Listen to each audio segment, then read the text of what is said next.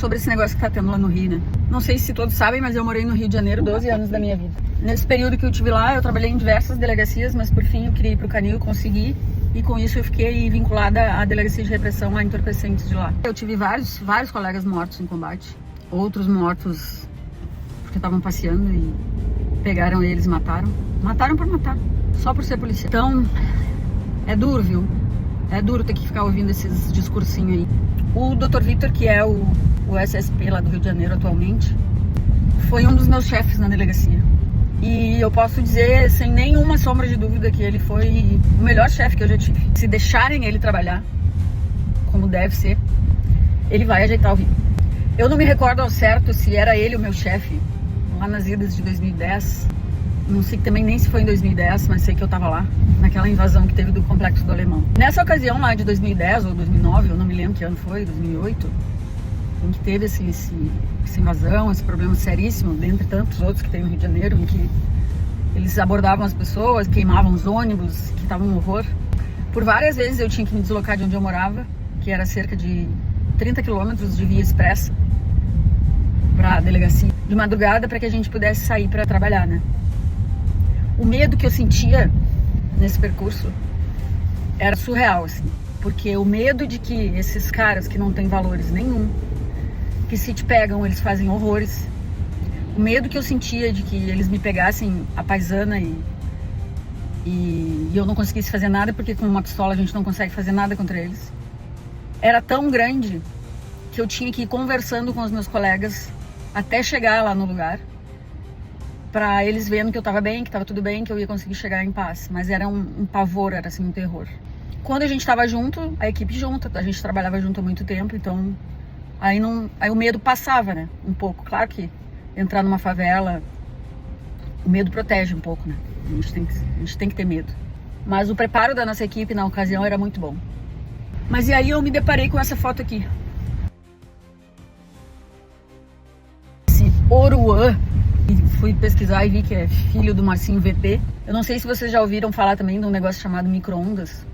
Até teve um repórter famoso, que agora eu não me lembro o nome, porque eu não pesquisei nada pra vir falar aqui, assim. Não roteirizei, não fiz nada. Eu vim aqui porque isso tá me agoniando.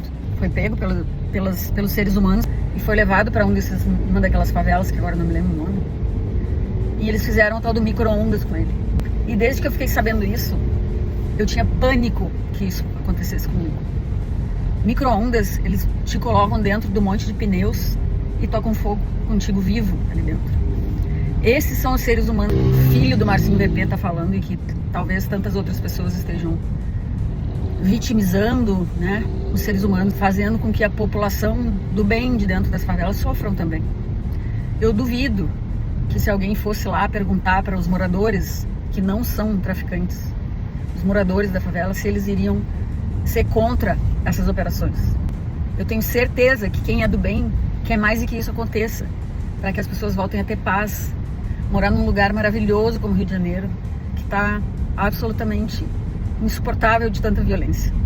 Então, antes de vocês começarem a colocar o dedo na cara desse ou daquele, porque morreram tantos seres humanos por trás de fuzis, pensa um pouquinho, porque eu já estive lá, eu já trabalhei lá, eu já subi, já entrei naquelas favelas todas.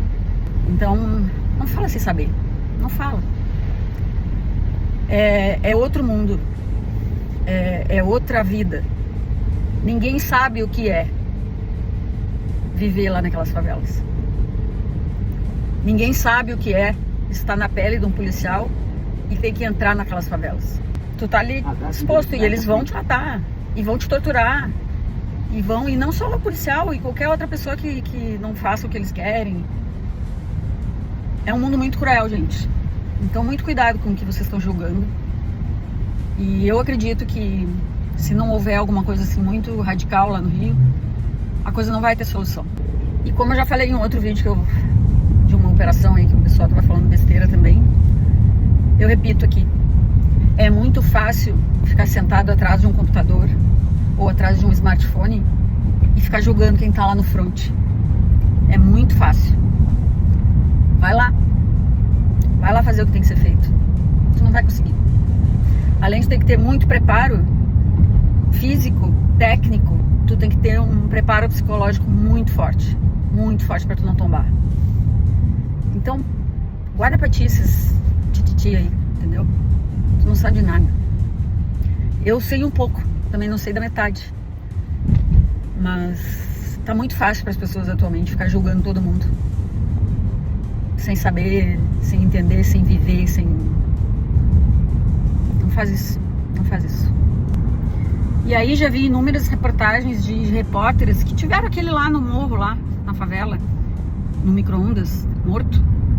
Vários repórteres, jornalistas falando, é porque os policiais executaram. Os policiais arriscam a vida para defender a sociedade. E eu tô falando aqui do geral, não tô falando das exceções antes que vocês comecem a falar, mas o fulano, sim, tem exceções, como todo lugar. E sabe qual é o problema? Isso a minha mãe dizia com muita sabedoria. Ela dizia, o problema é que não existe memória. As pessoas esquecem as coisas e aí vai passando. Então esse repórter que tá agora falando essas coisas aí, pode ser aquele que vai ser morto lá em cima na favela depois, dentro de um micro-ondas. E isso em todos os lugares.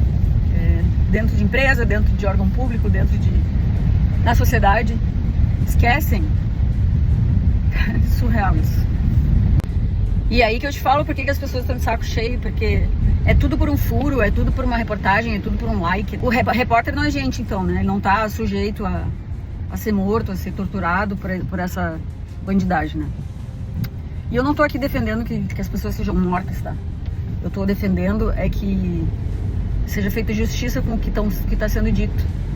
As pessoas de bem também merecem ficar bem e ficar em paz. Não só os bandidos, porque estão armados de fuzil até os dentes. Ai, gente. É triste.